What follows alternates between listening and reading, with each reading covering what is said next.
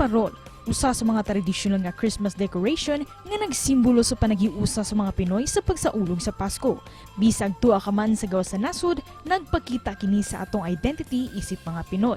Adunay laing-laing klase niini sa paghimo ug magdepende sa mga materyales. Ug usa sa mga pinalahi nga materyales nga gigamit sa pagbuhat niini mao ang copy shell, nga usa ka matang sa shell nga pwede nimo magamit pagbuhat og dekorasyon. Karong buntaga, atong makauban ang parol maker nga si Julie Llamas nga magtudlo kanato sa pagbuhat og parol gamit ang copy shell dinirang sa GMA Regional TV Live.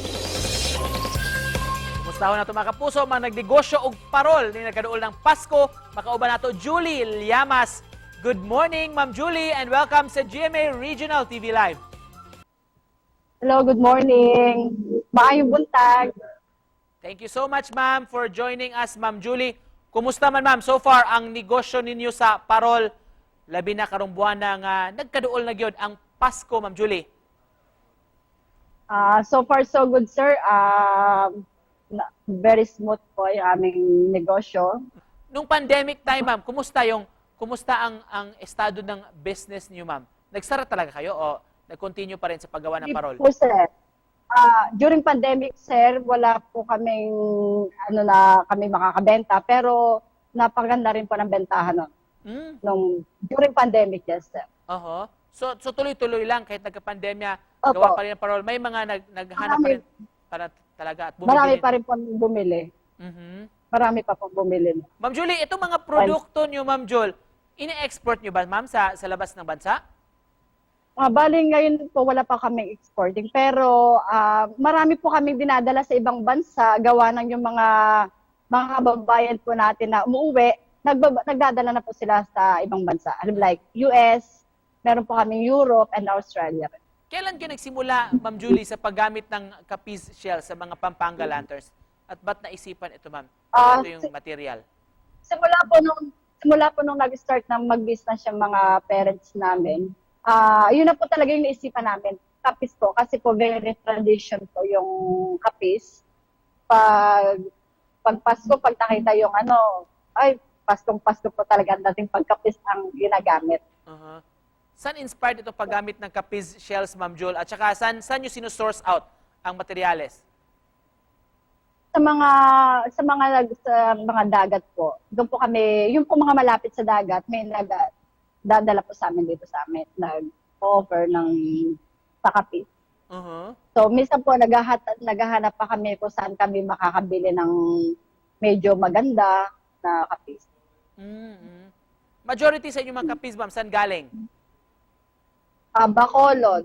Bacolod. Nung nag-start po kami dito sa Cebu, so nakakita po kami ng makukana sa Bacolod. Ma'am, kahit very briefly, Ma'am Julie, can you show to us the process paano ginagawa itong Capiz shells at of course itong parol niyo, ma'am? Sige po. Bali, dito po, ito po yung aming ito po yung ginagamit aming kapis. Ito po. Ganyan siya kalaki, ma'am, talaga? Tapos, opo, ganito po. By size naman po yan, sir. Tapos, ito po, nilalagyan po ito yung side nito. Ito po. Brass po ang tinatawag dito, brass. Alright. Ikakabit po dito. Opo. Sa gilid? Tapos, ito po, opo, sa mga gilid. Tapos, bali yung, tapos pipinturahan pa po sa likod. Ito po. Ikakat po dito. Ito po yung cutting namin. Ito po. Dito po ina-assemble. Ito po. Bali, ito po. Ito po magiging yari. So, mga ilang piraso sa isang parol, ma'am? Nung parang kwadrado na size ng kapis. Depende po sa size, sir. Depende po sa yan. Meron po kaming buo, meron po kaming may brace na yung may bracket po yung loob. Yung, ito po. Ito po. Ito po, may bracket. Meron naman pong nagpapa-order na parang yung buo lang siya. Yung walang bracket yung ano po. Meron po kaming ganon. Tapos, ito po yung, hindi pa po ito nakakat.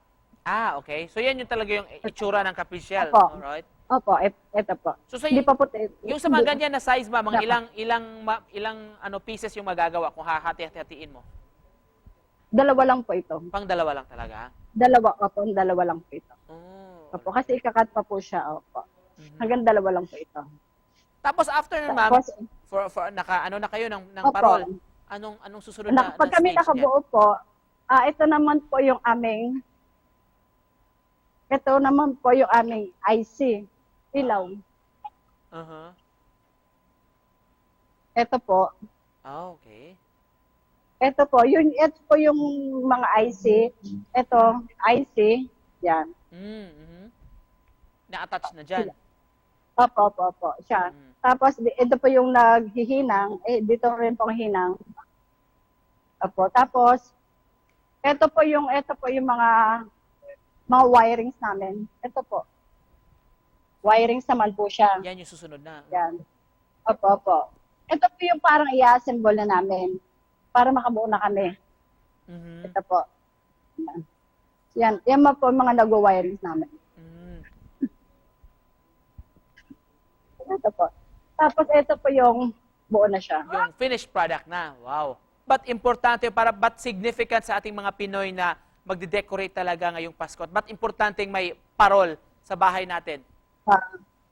Para po sa akin, palibhasa mga Pilipino tayo, talagang September pa lang po, talagang very tradition tayo mga Pilipino. So parang mas gusto kong i-decorate ang kapis para ma-emphasize naman natin yung pagiging tradition natin. Ma'am Jul, just to close this, mensahin ni mo sa atong mga viewers this morning. Mga kababayan, punta na po kayo dito sa Paho, Lapu-Lapu. Dito lang po kami along the highway. At kami po ay nag-customize sa mga favorite yung lamp. Right, thank you so much for joining us this morning. Ma'am Julie, salamat sa pag-share sa inyong negosyo. Advance na lang din na Merry Christmas sa iyo, ma'am. Advance Merry Christmas din po sa inyo lahat. Thank you. Thank you, sir.